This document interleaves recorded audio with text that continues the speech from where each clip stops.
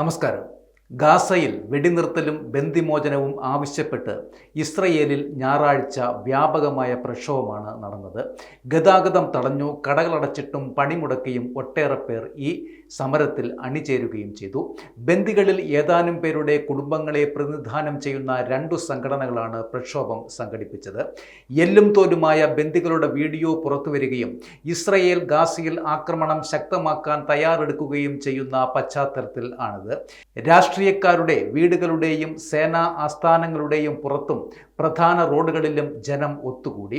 ഗതാഗതം സ്തംഭിച്ചവരെ പിരിച്ചുവിടാൻ പോലീസ് ജലപീരങ്കി ഉപയോഗിക്കുകയും ചെയ്തു. 32 പേരെ പോലീസ് അറസ്റ്റ് ചെയ്ത് നീക്കി.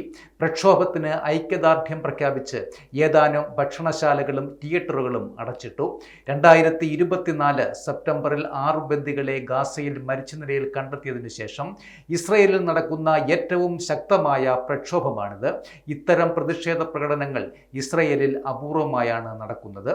2023 ഒക്ടോബർ 7 ഹമാസ് ഇസ്രയേലിൽ നിന്നും തട്ടിക്കൊണ്ടുപോയ 251 ബന്ദികളിൽ 50 പേരെ ഇനിയും വിട്ടുകിട്ടുവാനുണ്ട്. ഇവരിൽ 20 പേര് മാത്രമേ ഇപ്പോൾ ജീവനോടെയുള്ളൂ എന്നാണ് കരുതുന്നതും.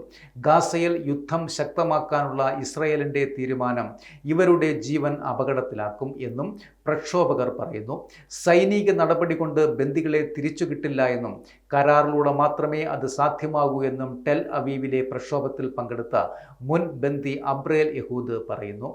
എന്നാൽ ഹമാസിനെ അധികാരത്തിൽ തുടരാൻ അനുവദിക്കുന്ന ഒരു കരാറിനെയും പിന്തുണയ്ക്കില്ല എന്ന കടുത്ത നിലപാടിലാണ് ഇപ്പോൾ ഇസ്രയേൽ സഖ്യ സർക്കാരിലെ തീവ്ര വലതു പാർട്ടികൾ. ഞായറാഴ്ചത്തെ പ്രക്ഷോഭം മോശവും അപകടകരവുമായ പ്രചാരണമാണെന്ന് ധനമന്ത്രി ബസാലൽ സ്മോട്രിച്ചും ഇസ്രയേലിനെ ദുർബലമാക്കാനുള്ള ശ്രമമാണെന്ന് ദേശ സുരക്ഷാ മന്ത്രി ഇതാമർ ബെൻഗിറും പറഞ്ഞു.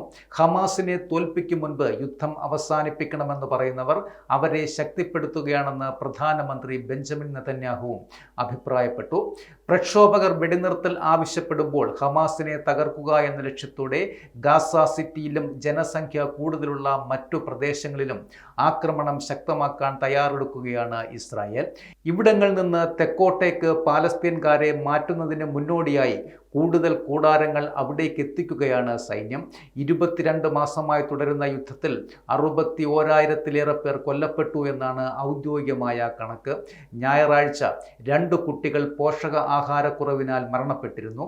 ഇസ്രയേൽ നടത്തിയ ആക്രമണങ്ങളിൽ 18 പേരും മരണപ്പെട്ടു.